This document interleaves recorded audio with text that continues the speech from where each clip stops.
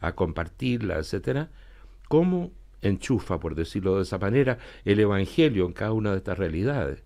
Entonces es una gran pregunta y es un enorme desafío. Ahora, en medio de todo esto, la Iglesia sigue siendo una institución, algunos se han molestado cuando uno dice esto, ¿no? Pero santa por el fundador y pecadora por los que la componemos. Entonces yo creo que el mismo Papa lo ha dicho, ¿no? Uno no puede pretender salirse fuera de esta cosa. De alguna manera somos todos pecadores. Ahora, desde ese punto de vista y en ese contexto, Percival Cable, ¿no se corre el riesgo de que el encuentro con los jóvenes, con los pueblos originarios en Temuco, con los migrantes ahora en Iquique, con las mujeres privadas de libertad, con el mundo de la academia, quede en un segundo plano detrás de todo lo que ha ocurrido esta mañana con este respaldo, no solo el respaldo al obispo Barros, sino que de alguna manera desacreditar a los denunciantes?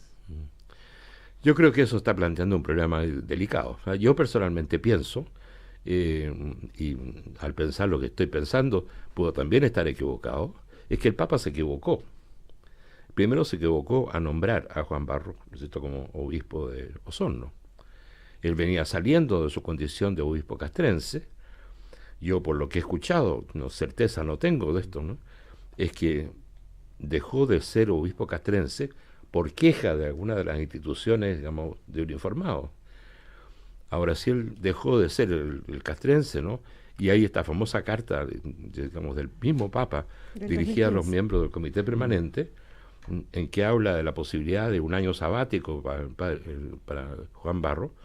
Bueno, algo está ocurriendo. Esto uno no puede ser tan como ingenuo y o él inocente. Sabía que eso estaba ocurriendo además. Claro, o sea, estaba en conocimiento de aquello. Pero usted decía, se equivocó por eso, como primera razón. Claro. Y la segunda. Bueno, se equivocó por eso, en primer lugar, por nombrar Y lo segundo, hay una pregunta que yo me hago, ¿no? En cualquier proceso, incluso en el derecho canónico, ¿no?, cuando hay algún problema, digamos, se puede entrar a probar por testigos.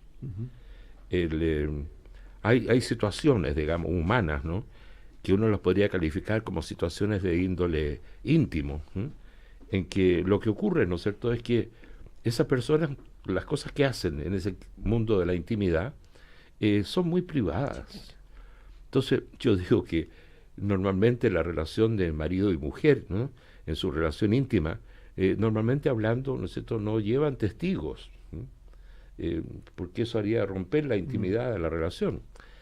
Cuando esto se hace en bien, como es en el matrimonio, ¿no?, puede ser también en el mal, y en el terreno del mal tampoco se lleva testigos.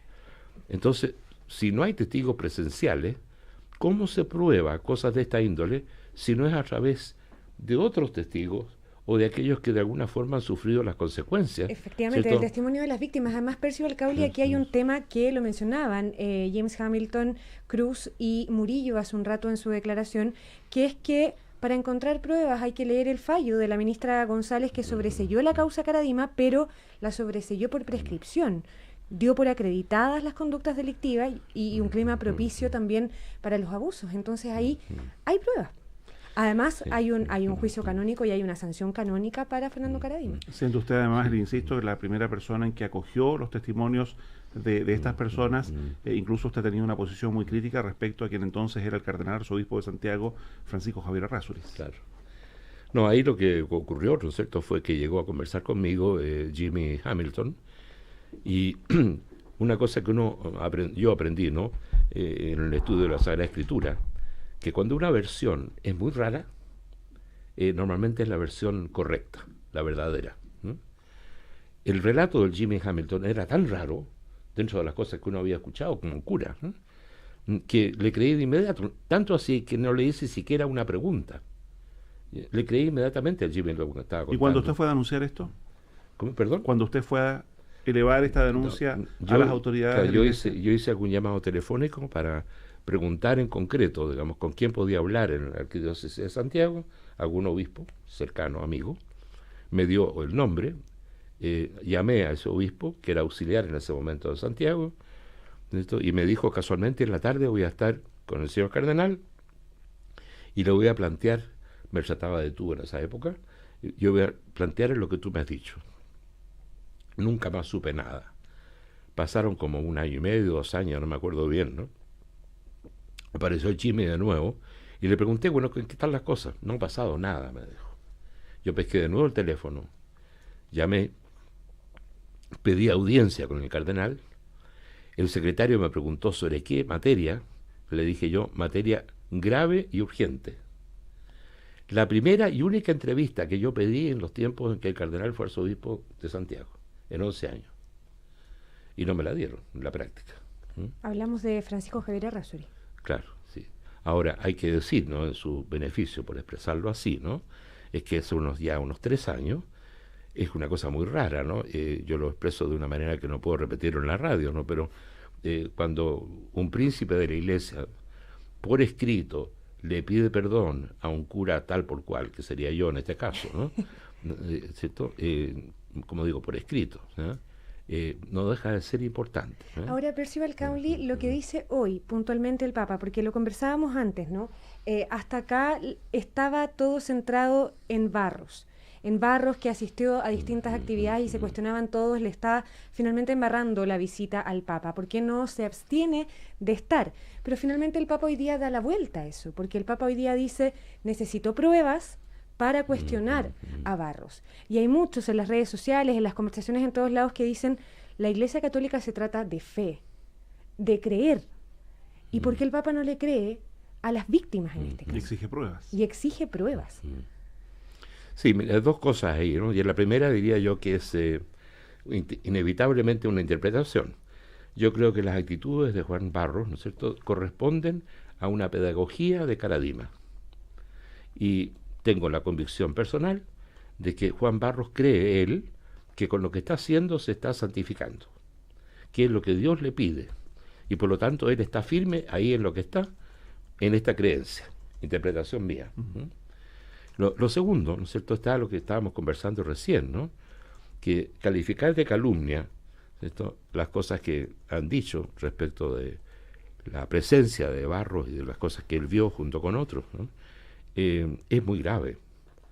Es muy grave porque la calumnia es no solamente un delito civil, es un pecado muy serio. Pero además, ¿no?, en este caso no estamos hablando de un cura cualquiera, estamos hablando del jefe de la Iglesia Católica.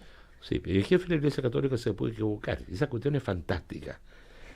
Ha pasado una cuestión extremadamente positiva en relación a estos episodios aparentemente tan puramente negativos. Y yo diría que ha sido como el despertar de muchos laicos que han tomado la palabra, que se han metido en la cosa.